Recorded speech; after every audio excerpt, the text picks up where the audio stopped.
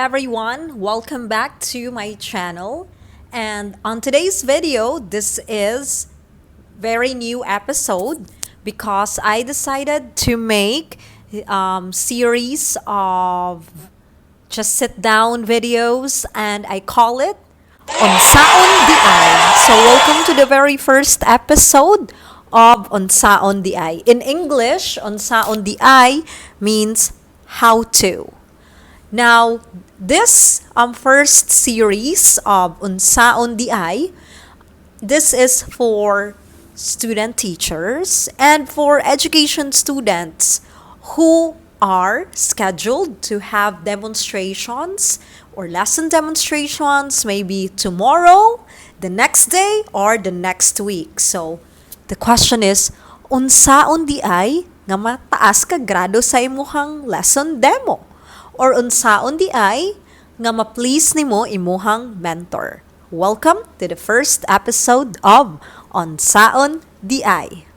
So, if ever you are scheduled for demonstrations, of course, it is very essential that you have your approved lesson plan, right?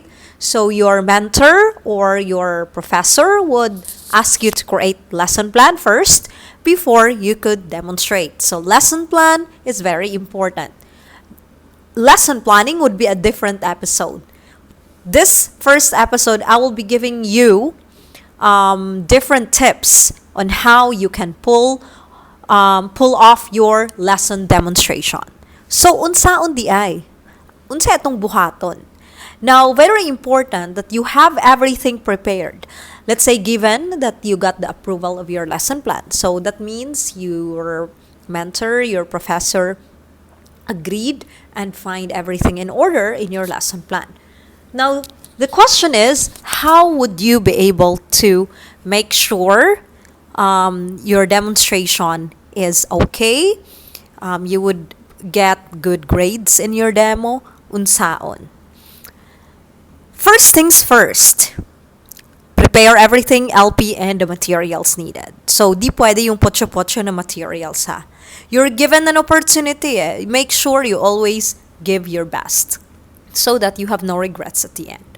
So, very first thing you have to do once you are already inside a classroom and you have your students, look around, okay? Pay attention to details. Make sure you know exactly what is going on at what is it that you want the students to do after doing your preliminaries. Preliminaries meaning you will ask them to have a prayer. And of course, you look around, let's say the seats are not really in order, so you tell them to arrange their chairs, make sure everything is in order, and if the classroom is not really clean, you can ask them to pick up trashes on the floor or the piece of papers. And look at the blackboard, the whiteboard. Make sure whiteboards, blackboards are clean. If there are writings on the board, you need to erase the writings on the board.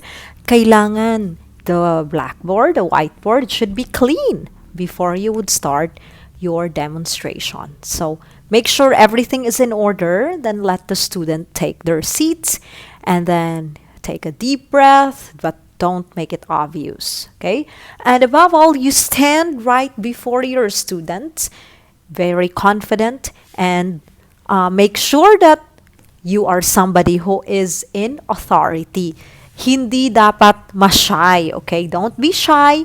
Make sure you are confident enough and you know what you are doing.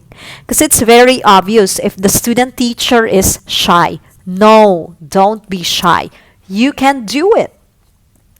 You chose to be in this profession and you have to make sure confident din yung mga bata, okay? That they know you will take them to a better place. Alam nila that you will teach them the right thing and you know what you are doing. So also, when you start your lesson and then you start posting on the board, on the clean board, your visual aids, make sure you know your directions, okay? So if you are posting aids from visual aids from horizontally, so pahigda, dili pabarog. If it is horizontal, make sure you start from left to right. Okay? And please, bawal mag-overlap ang mga visual aids. So make sure they don't overlap with each other. And of course, the title of the lesson or whatever it is, let's say my title na. So the title should be placed in the middle and at the same time on top of the board. Then the rest, the details, the subheadings, the subheadings and the details, you know how to do it, no? So from left to right, and pag meron kayong vertical, dapat top to bottom. So hindi pwede na you are going to do it in a way na magsisimula kayo sa right. Because when we read, how do we read books? How do we read? We start reading from left to right. So that's how you should do it. Make sure you will do it that way. So you know what to do already when you post your visual aids during your lesson demonstration. So, Unsaon Diay, this is your Unsaon Diay first episode. I hope you learn a thing or two from this sit-down video, and I will see you on the next episode of Unsaon Diay, where I will continue discussing and sharing with you what to do in order for you to have a really good lesson demonstration. Unsaon Diay, para dagko ka og grado sa lesson demo. Thank you very much, everyone, for watching. This has been your teacher, Miss Mars, and this is Unsaon Diay. Bye for now. Thank